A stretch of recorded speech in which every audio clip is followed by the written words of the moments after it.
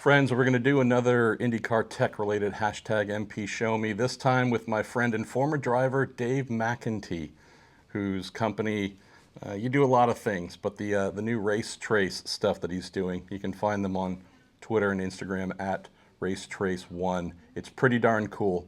He's been a huge, huge benefit to IndyCar paddock, NASCAR paddock, you name it. Want to show you something cool about what he and his company happen to do.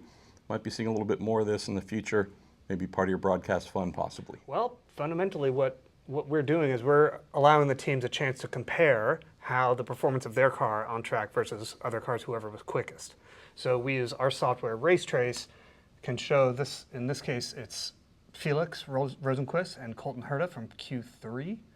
And you can see where Herta gets a gain, Rosenqvist is coming back, has a big slide through the hairpin, and gives up a bunch right there. And so this is something that teams use to educate themselves on where they are gaining, where they're losing. If you were an engine manufacturer, tire manufacturer, you name it, this is the kind of information that everybody would want in theory. Yeah, I think there's a bunch of different ways it's useful. I mean, the drivers like to see where the other drivers are placing the car, how much curve they're using, and especially in those transitions between one corner and another. And then also I think it helps to facilitate communication between the drivers and engineers. You know, like in this story with, you know, Felix has that big slide, you know, if he comes back and says that's like a number 3 oversteer, and his engineer's like, whoa, I would have said that was like a 5.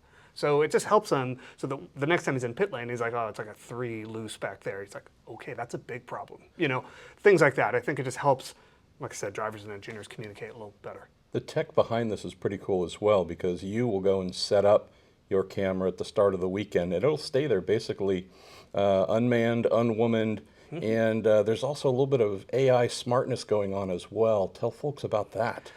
Yeah, I mean, there's a lot, like everybody's story of pre-pandemic and post-pandemic, and one of the results for us is that now we can basically install these cameras and run them remotely. So whether that's, you know, this was the roof of a 30-story condo tower here in Long Beach, or whether it's at a short track, you know, paved or dirt oval, or like a country club type private track where people come out and that way.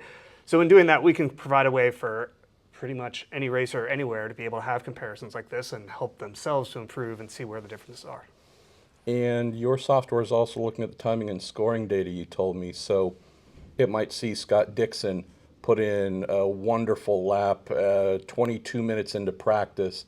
If that ends up being his best, the software will flag that and essentially clip itself off, so you have that video asset, which would then be shared, or the teams have access to, those who subscribe to your service. I mean, I love the fact that it's not as labor intensive as it once was, at least. Right, it finally scales. So yeah, basically we're doing two things. We've got the video feed coming in as one data source, and then we've got the timing and scoring feed coming in as another data source, where we're basically reading the timing and scoring feed and making decisions based on, you know, rules like this was the best, you know, this was the best sector time here, let's cut that out, and then that becomes the basis for everyone to be compared to. And yeah, it's more and more automated, and the teams always, from the very beginning, they want these results yesterday at all times. So this finally allows us to, for the moment, keep them satisfied.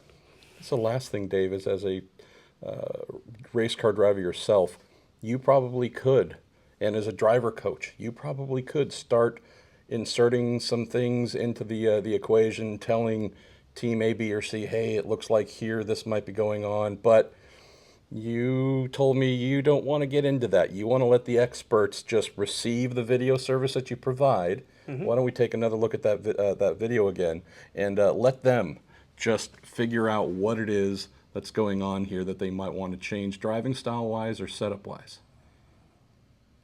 Yeah, I mean, that's exactly it. It's, you know, they know more about what's going on with their cars and their setups than what we know from out here. So as far as the service delivered to the teams, it is just objective information, right? It is, here is what happened, and then they know what's going on inside their team and how to use it. So.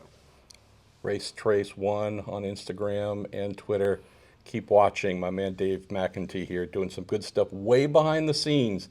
He and his crew are often at the top of grandstands with their video cameras locked in place, providing services that if you're sitting in those stands, you might not even know. There's some brainy stuff going on, Dave. Thanks. All right. Thanks, Marshall.